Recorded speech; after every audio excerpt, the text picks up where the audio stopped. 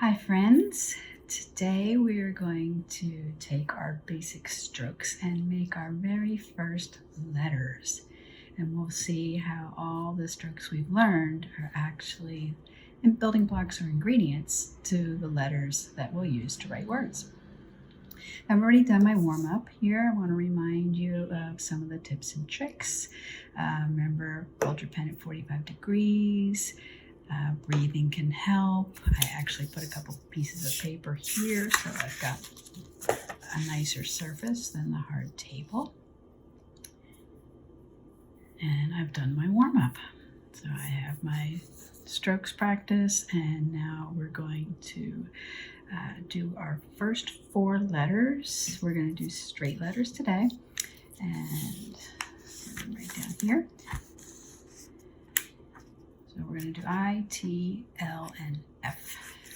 And you'll see how they really are just extensions of what we did for our strokes. And just like with the strokes, we can vary the styles, and I'll show you some of that too. Good. So let's start with the I.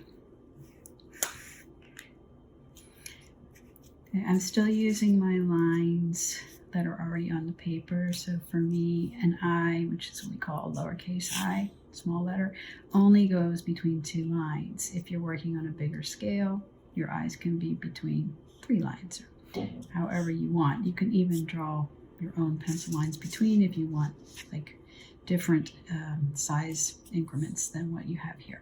But I'll just stick with this for now. Okay, so my I is simply a downstroke with a curve, so it's kind of like this one here, but shorter. All right, so remember, down is thick and up is thin. And down is thick and up is thin. And to make it an I, we need to give it a dot. Okay, just like anything else, we can make it more vertical. We can make it more on an angle.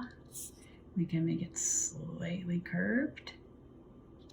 And I want you to find your own favorite style and practice that. Try out a few and see which one really speaks to you.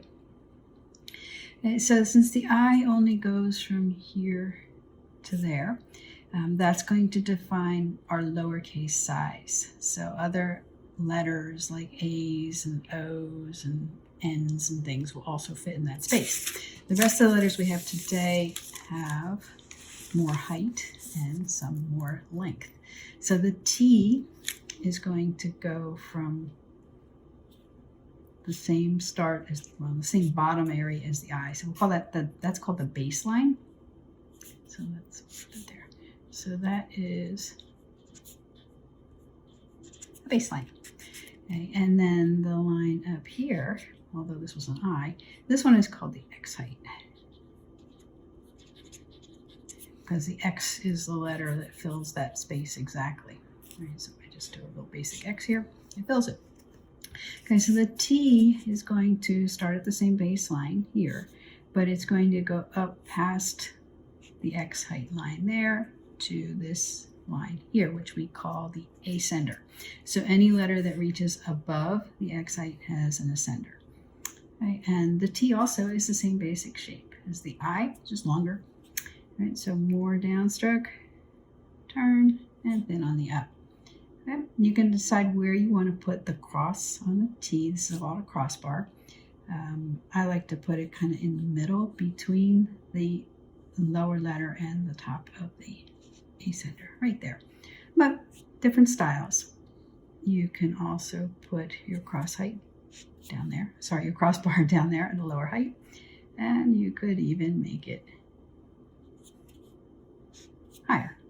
Again, personal style. Okay, just like the I, we can make it more vertical, or we can make it more in an angle. We can curve it, and really, explore all your options to find something you like. Okay, the L also is, starting at the baseline, going through the X height and up to the ascender line.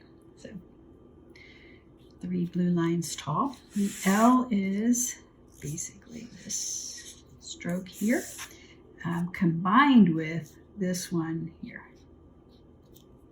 Okay, so we have the thin going up and around and thick coming down, and then we're going to add to it thick going down and thin coming up the bottom. If we put that all together,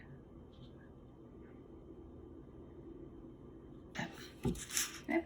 And just like the other ones, you can make it more vertical. You can make it have more of an angle. And you can make it curved. Again, explore and experiment. And our last letter for today is the F.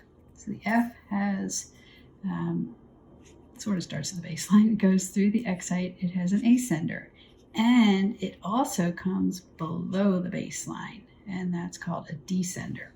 Right, so that's that. So this one is an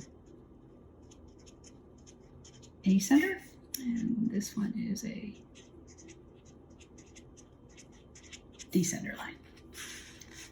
And so it also combines the same parts as the L, but it extends them a bit more. So we're going to start with this one, go up, and then we're going to come back down around to this one, and actually even more than that, like close it all the way to there. Okay, so we would start going up thin, coming down thick, and then we're going to add that, or add to that with down thick and up and around with a thin one. And put it all together, and we have thin going up, thick coming all the way down to the bottom, and thin going back up again. Okay, just like the other ones, you can make it vertical.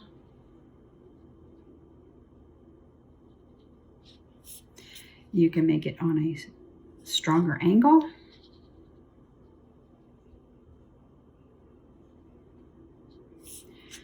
And you can make it curved.